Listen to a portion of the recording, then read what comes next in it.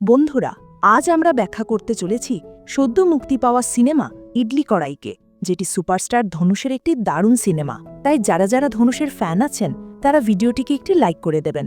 তাহলে চলুন আর বেশি ভাট না বকে আমরা আজকের এই মুভি এক্সপ্লেনেশন শুরু করি। সিনেমার শুরুর দিকে ভয়েস ওভারের মাধ্যমে আমাদের জানানো হয় যে এই গ্রামে শিবকেশব নামের একজন মানুষ আছেন, যিনি নিজের একটি ছোট দোকান চালান। তার দোকানের ইডলি অনেক গ্রামে বিখ্যাত। শিবকেশব একজন আদর্শ মানুষ। তিনি ভোর ৩টে ঘুম থেকে ওঠেন, তারপর স্নান সেরে ৪টেই দোকানে পৌঁছান এবং সকাল ৬টা পর্যন্ত ইডলির জন্য নিজ হাতে কল চালিয়ে আটা পিষে নেন। এভাবেই সাম্বার ইত্যাদি তৈরি করে সকাল ৭টা থেকে তিনি ইডলি বিক্রি শুরু করেন। এখানে সবচেয়ে আগে ইডলি খেতে আসতেন শিবকেশবের ছোটবেলার বন্ধুরা। শিবকেশবের বিশ্বাস ছিল, তুমি তোমার কাজ মন দিয়ে করো, সফলতা অবশ্যই আসবে। এই কারণে পুরো গ্রাম শিবকেশবকে অত্যন্ত সম্মান করত। তারপর আমাদের শিবকেশবের ছেলে মুরলীকে দেখানো হয়, যে এখন বড় হয়ে গেছে এবং সেই তার বাবার সম্পর্কে গল্প বলছে। মুরলী জানায় সেও রান্নার পড়াশোনা করেছে, কিন্তু তার স্বপ্ন ছিল বড়। সে চেয়েছিল বাবার নামের ওপর অনেকগুলো ইডলি দোকানের শাখা খুলতে, যাতে তারা অনেক টাকা উপার্জন করতে পারে। একদিন মুরলী তার বাবার জন্য একটি আটা পেশার মেশিন নিয়ে আসে, কিন্তু সেই মেশিনে বানানো ইডলিতে শিবকেশব নিজের হাতের মতো আপনজনের স্বাদ পান না। তিনি বলেন, এতে সেই বিশেষ অনুভূতি নেই যা আমি নিজের হাতে আটা পিষে বানালে পাই। কিছুদিন পর মুরলী তার বাবাকে বিভিন্ন জায়গায় ইডলির দোকান খোলার ইচ্ছা জানায়, কিন্তু শিবকেশব রাজি হন না। তিনি বলেন, আমি তো সব দোকানে গিয়ে ইডলি বানাতে পারবো না, আর কোথাও যদি ভালো ইডলি সাম্বর না পাওয়া যায় তবে আমার নাম নষ্ট হবে। তখন মুরলী বলে, আমরা কুক নিয়ে নেব, আপনি চিন্তা করবেন না। কিন্তু শিবকেশব বলেন, আমি ইডলি বানাই নেশা থেকে, বেশি টাকা কামানোর জন্য নয়। এই কথা শুনে মুরলী বলে, তার চেয়ে আমি শহরেই চলে যাই, কারণ আমাকে আমার কেরিয়ার নিয়ে ভাবতে হবে। বহুবার একথা বলার পর ছেলের জেদের সামনে শিবকেশব অবশেষে রাজি হন। তারপর যখন মুরলী বাসে করে যাচ্ছে, শিবকেশব বলেন, বেটা, হয়তো এখন তুমি আমার কথা বুঝতে পারছো না, কিন্তু ওই দোকানে আমার প্রাণ থাকে। যদি কখনো আমাকে কিছু হয়ে যায় তবে আমার আত্মা ওই দোকানের আশেপাশেই থাকবে। এই কথা শুনে মুরলী শহরে চলে যায় টাকা উপার্জনের স্বপ্নে। এরপর অনেক বছর পরে আমাদের মুরলীকে ব্যাংককে দেখানো হয়, যেখানে সে এখন একটি বড় হোটেলের হেডশেফ হয়ে গেছে এবং নিজের কাজে সে দারুণ দক্ষ। সাথেই মুরলীর প্রায়ই তার মা বাবার কথা মনে পড়ত, কিন্তু কাজের কারণে সে গ্রামে যেতে পারত না। এরপর মুরলী কোম্পানির মালিক বর্ধনের মেয়ে মীরার সঙ্গে দেখা করতে আসে এবং তাদের কথাবার্তায় জানা যায় যে মুরলীর ভালো মানুষই দেখে মীরা তার প্রেমে পড়ে গেছে। তাই এখন দুজনেরই বিয়ে হতে চলেছে, আর তারা সেই বিষয়েই কথা বলছিল। তারপর মুরলী বর্ধনের সাথে দেখা করতে যায় এবং বর্ধনের পুরো দেখাশোনা মুরলীই করত।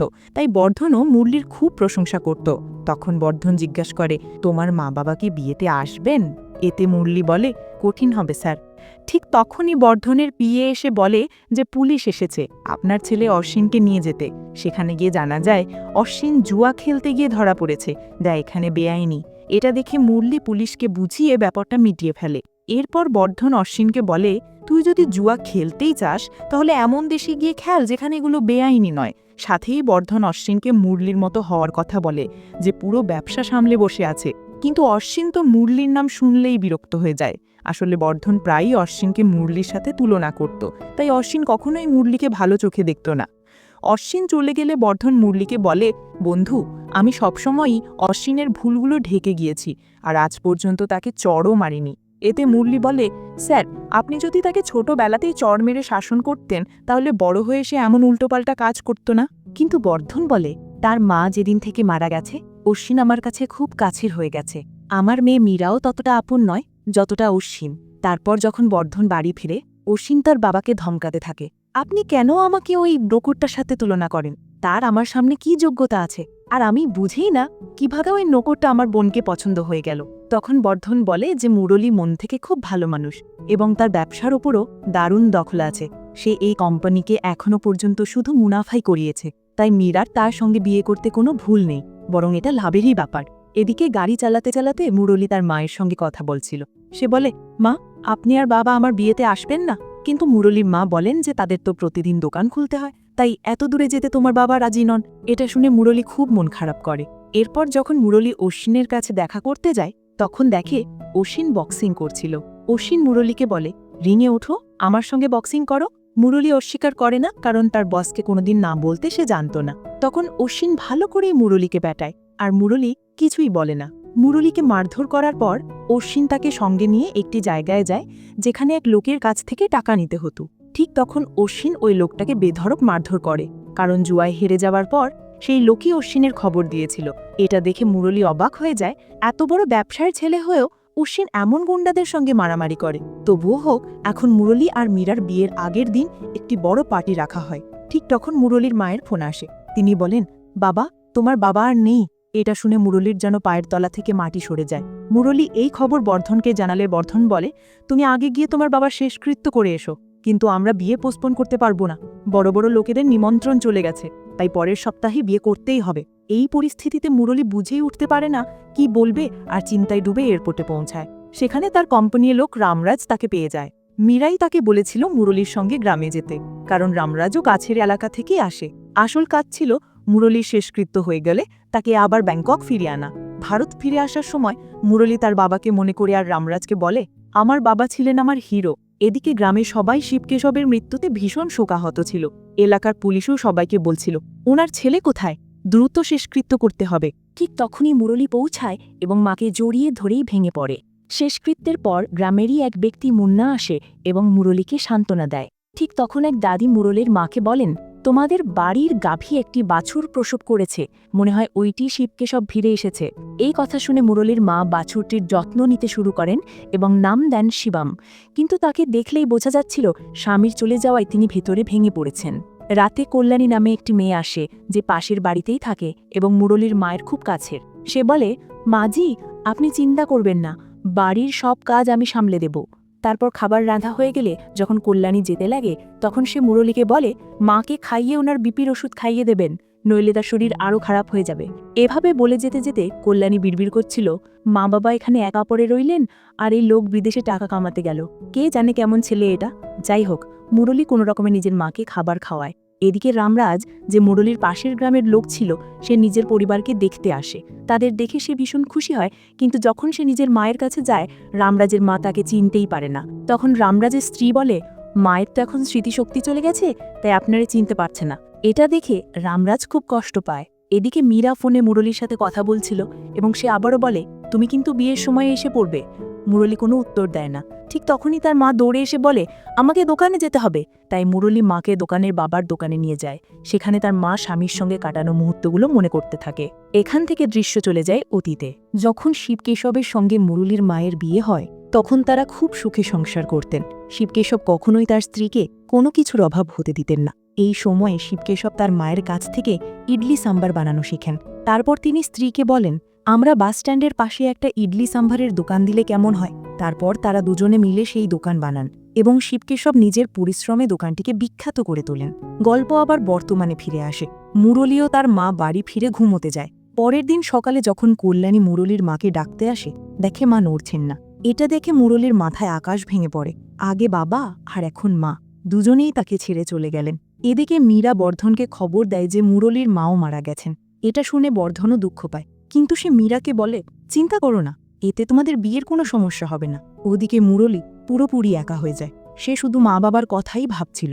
তারপর যখন মুরলী শিবমকে ধরতে যায়, শিবম তার কাছ থেকে দূরে পালিয়ে যায়। পরের দিন মীরার ফোন আসে, তোমার জন্য আমি আছি না, তুমি একা নও, তাই ফ্রি হয়ে গেলেই এখানে চলে এসো। ঠিক তখনই কল্যাণী মুরলীর বাড়ি থেকে রান্না করে বেরোচ্ছিল।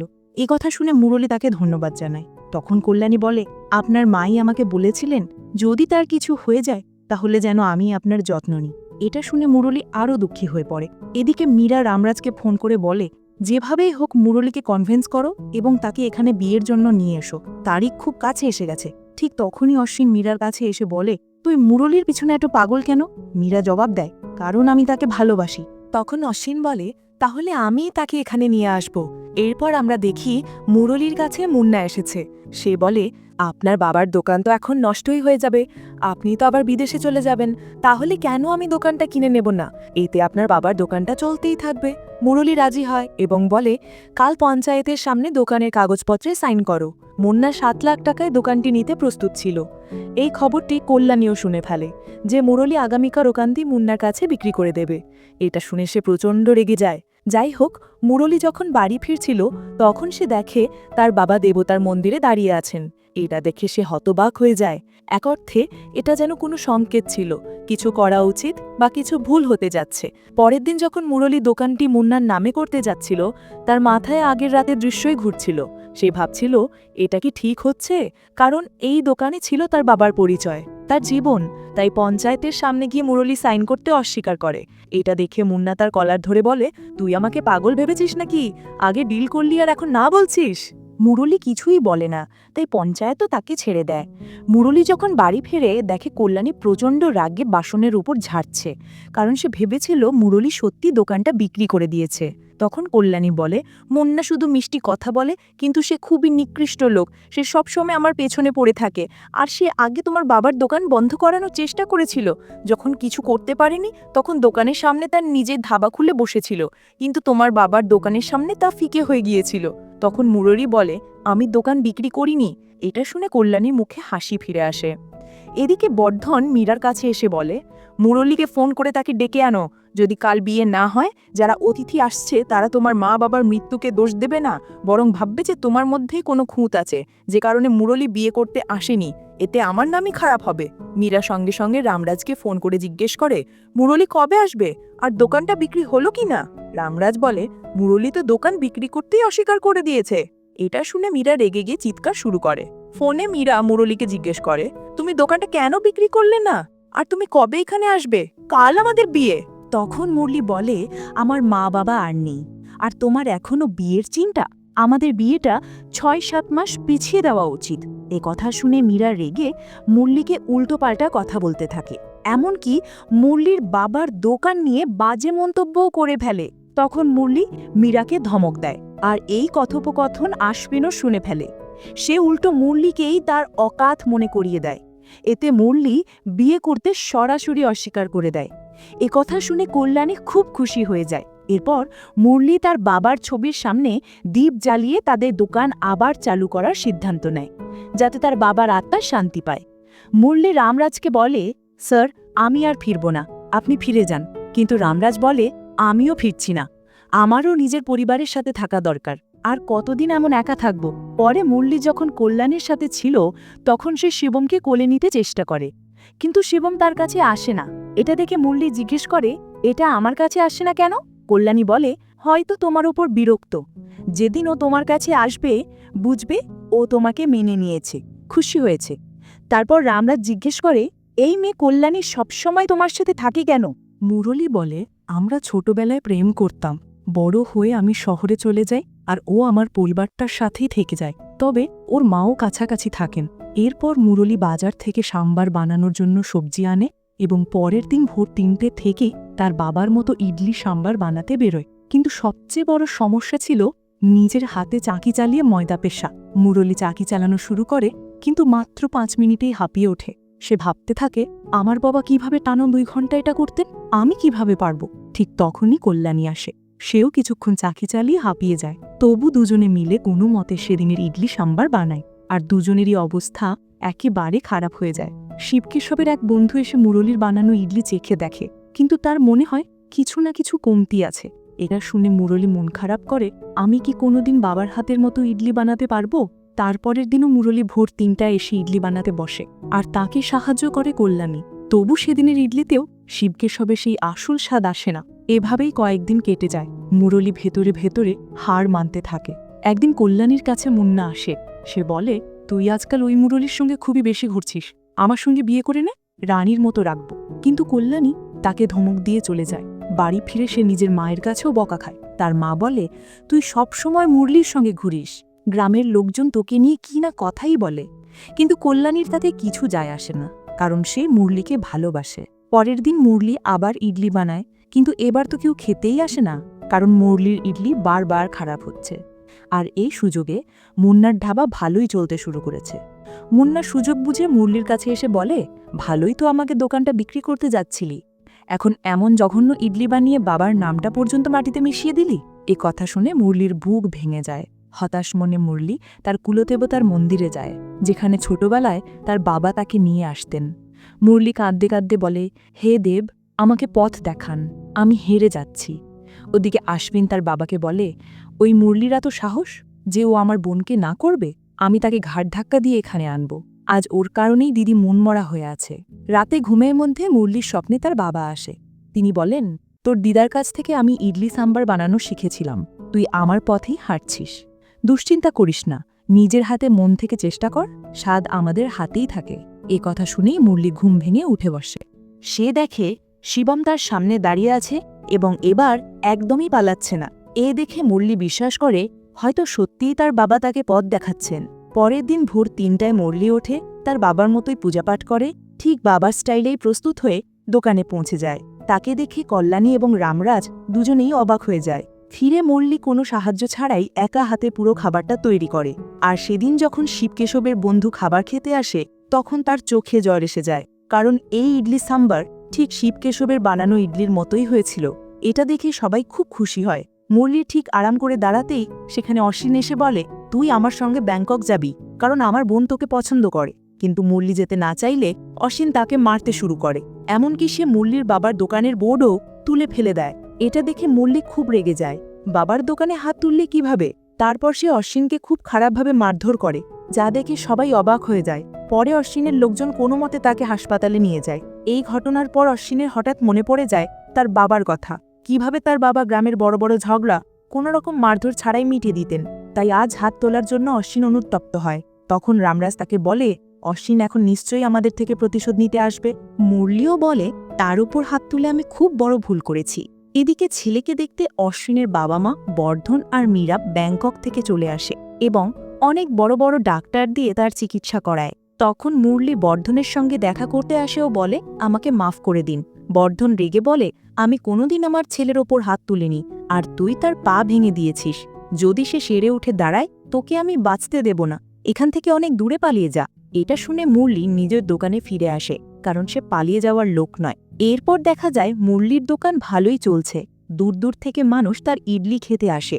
এদিকে অশ্বিনও ধীরে ধীরে ভালো হচ্ছে, কিন্তু বারবার তার মনে পড়ে কিভাবে মুরলি তাকে কুকুরের মতো মেরেছিল।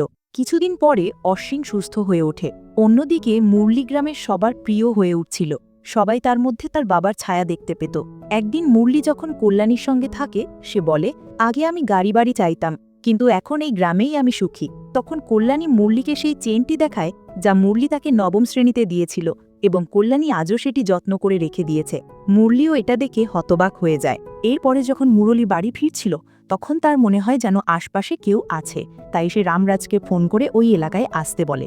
ঠিক তখনই মুরলির সামনে অশ্বিন এসে দাঁড়ায় প্রতিশোধ নিতে, এবং সে মুরলিকে মারতে শুরু করে।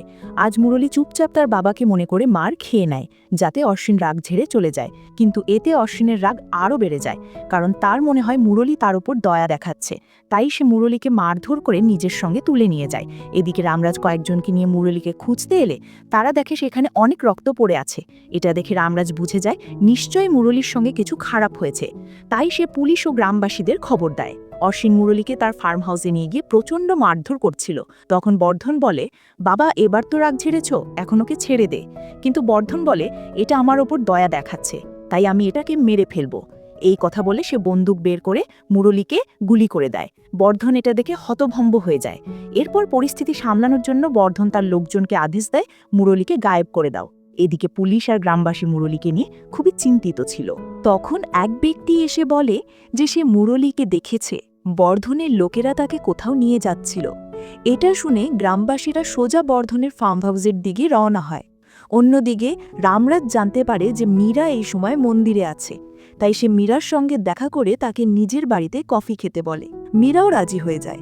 গ্রামবাসীরা যখন মুরলিকে খুঁজতে জঙ্গলে আসে তখন তারা মুরলিকে খুঁজে পায়। তার অবস্থা খুব খারাপ ছিল, তাই তাকে তাড়াতাড়ি হাসপাতালে নিয়ে যাওয়া হয়। এদিকে গ্রামবাসীরা বর্ধনের ফার্ম হাউসও ঘিরে ফেলে, কারণ মুরলির যা অবস্থা পাওয়া গেছে তা দেখে সবাই ধরে নেয় এটা বর্ধন আর তার ছেলেই করেছে। এদিকে মীরাকে রামরাজ নিজের বাড়িতে এনে আটক করে রাখে এবং বলে, মুরলির হুঁশ ফিরতে না ফিরতেই তোমাদের কেউই গ্রাম থেকে বের হতে পারবে না, কারণ তোমার বাবাই মুরলিকে গুলি করেছে। এটা শুনে মীরা স্তব্ধ হয়ে যায়। এদিকে বর্ধনের সঙ্গে দেখা করতে এক পুলিশ অফিসার আসে, যার কাছে কমিশনার আদেশ পাঠিয়েছিল যেভাবেই হোক বর্ধনের পরিবারকে গ্রাম থেকে বের করে দিতে। অফিসার বলে, যদি মুরলি আপনার নাম বলে দেয় তবে আমি তো দূরের কথা, কেউই আপনাকে গ্রামবাসীর হাত থেকে বাঁচাতে পারবে না। তাই ঈশ্বরের কাছে প্রার্থনা করুন যেন মুরলী আপনার নাম না নেয়। ঠিক তখনই ফোন আসে, মুরলী বেঁচে গেছে এবং তার হুঁশ ফিরে এসেছে। এরপর রামরাজ মীরাকে ছেড়ে দেয় এবং মীরা এসে জিজ্ঞেস করে, তুমি কি মুরলীকে গুলি করেছিলে? অশ্বিন ও বর্ধন দুজনেই স্পষ্টভাবে বলে, আমাদের কোনো দোষ নেই। অশ্বিনকে দেখে বোঝাই যাচ্ছিল যে মুরলী আবারও তাদের ওপর দয়া দেখিয়েছে এবং তাদের নাম নেয়নি, তাই সে আবার মুরলীকে মারার কথা ভাবছিল।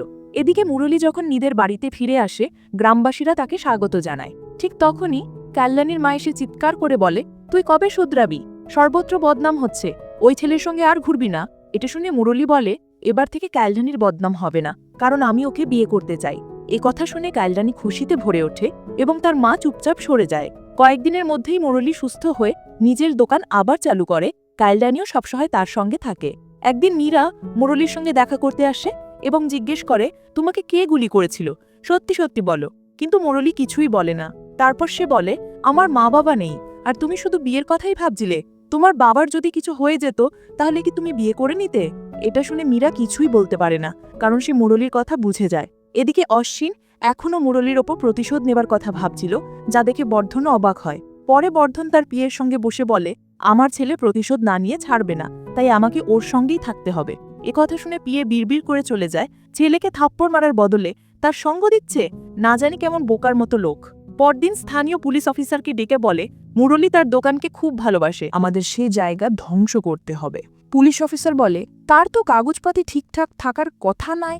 এটা শুনে বর্ধন তাকে টাকা দেয়, দোকান ভেঙে দাও, অবশ্যই তার পুরো কাগজ থাকবে না। পুলিশ টাকা নিয়ে চলে যায়। এদিকে মুন্না আবার কল্যাণীর বাড়িতে এসে তার হাত চাইতে চায়, কিন্তু কল্যাণী তাকে ভালোই অপমান করে তাড়িয়ে দেয়। এতে মুন্নার খুব রাগ হয়। এরপর দেখা যায় পুলিশ অফিসার এখানে সেখানে টাকা দিয়ে কিছু কাজ করাচ্ছে এবং বর্ধন মনে করছিল তার কাজ শিগগির হয়ে যাবে, মুরলীর দোকান নিশ্চয়ই ভেঙে ফেলা হবে। যখন পুলিশ অফিসার অশ্বিনের কাছে আসে, সে বলে, আমি মুরলীর দোকানে সব কাগজ দেখে নিয়েছি, সবই ঠিকঠাক। এটা শুনে অশ্বিন পুলিশ অফিসারের কলার ধরে ফেলে, কিন্তু পুলিশকে ভয় পেয়ে সে আর কিছু বলতে পারে না। বাইরে এসে কনস্টেবল জিজ্ঞেস করে, স্যার আপনি মুরলীর পক্ষ নিলেন কেন? পুলিশ অফিসার বলে, ওরা যে টাকা দিয়েছে সেই টাকা দিয়ে আমি মুরলীর দোকানে সব পাকা কাগজ তৈরি করিয়েছি, কারণ মুরলীর বাবা আমাকে সব সময় তাদের দোকানে ফ্রি ইডলি খেতে দিতেন। এদিকে রাগে মুন্না প্রচুর মদ খায় এবং মুরলীকে মারতে তার বাড়িতে চলে আসে, কিন্তু মুরলী তখনও ফিরে আসেনি। এতে রেগে মুন্না শিবমকে মারতে যাচ্ছিল, ঠিক তখনই মুরলী এসে শিবমকে বাঁচায় এবং মুন্নাকে খুব মারধর করে। এদিকে অশ্বিন তার বাবাকে বলে, পাপা চলুন আমরা ব্যাংকক ফিরে যাই, আমি আর প্রতিশোধ নিতে চাই না, শুধু একটা কাজ শেষ করে আসি। এটা শুনে বর্ধন সঙ্গে সঙ্গে টিকিট বুক করে দেয়। এদিকে মুরলী তখনও মুন্নাকে পেটাচ্ছিল। এদিকে আশ্বিন এসে মুরলীর দোকানে আগুন লাগিয়ে দেয়, আর যখন রামরাজ তাকে থামাতে আসে, আশ্বিন তাকেও মারধর করে। যখন মুরলীর কাছে খবর পৌঁছায়, সে তৎক্ষণাৎ দোকানে আসে এবং সব দেখে তার পায়ের নিচ থেকে মাটি সরে যায়। এটা দেখে রামরাজ সোজা মীরাকে ফোন করে গালাগালি করতে থাকে, তোমার ভাই ওই বেচারা ছেলের দোকান পুড়িয়ে দিল। এটা শুনে মীরা ছুটে এসে আশ্বিনকে মারতে ধরে এবং বর্ধনও কোনো কথা বলে না। তখন মীরা বলে, নিশ্চয়ই তুমিই মুরলীকে গুলি করেছিলে, কিন্তু বেচারা কারণ নাম নিল না। কথা বলে সে বন্দুক বের করে নিজের মাথায় ঠেকিয়ে বলে, আমি আর তোমাদের সঙ্গে থাকতে চাই না। এটা দেখে বর্ধন মেয়েকে থামায়, কিন্তু আশ্বিনী উল্টো বলে, তোর মারা যাওয়াই ভালো, ওই দুকরির ছেলের প্রেমে পড়েছিস। কথা শুনে বর্ধনের রাগ চরমে ওঠে এবং জীবনের প্রথমবার সে আশ্বিনকে থাপ্পড় মারে, কারণ সে নিজের বোনের সঙ্গে এমনভাবে কথা বলেছিল। এক থাপ্পড়ে আশ্বিন চুপ হয়ে যায়। এদিকে মুরলীর দোকানের এমন অবস্থা দেখে নিজের বাবাকে মনে করতে থাকে। তখন কল্যাণী বলে, কিছু হয়নি, আমরা আবার দোকান বানাবো। পরের দিন থেকে দুজনে মিলে দোকান বানাতে শুরু করে, ঠিক সেইভাবে যেমন তার মা বাবা একসময়ই দোকান বানিয়েছিল। দোকান তৈরি হওয়ার পর বর্ধন অশ্বিন ও মীরাকে নিয়ে সেখানে আসে এবং অশ্বিনকে বলে, মুরলীর কাছে মাফ চাই, আমাদের তো এখন ব্যাংকক ফিরে যেতে হবে। তখন অশ্বিনও সরি বলে। মুরলী তাকে ক্ষমা করে সবাইকে খাওয়ার দাওয়াত দেয়। খাবার খেয়ে সবাই খুব খুশি হয়। তখন মীরা বলে, আমার ভাই খুব বড় ভুল করেছে, ওর শাস্তি হওয়া উচিত। মুরলী শাস্তি হিসেবে তাকে আটা পেশানোর কাজ দেয়। আর যখন অশ্বিন প্রথমবার চাকি ঘোরানো শুরু করে, তার দম প্রায় বন্ধ হয়ে আসে। এটা দেখে সবাই হেসে ফেলে। এখানেই এই সিনেমা শেষ হয়।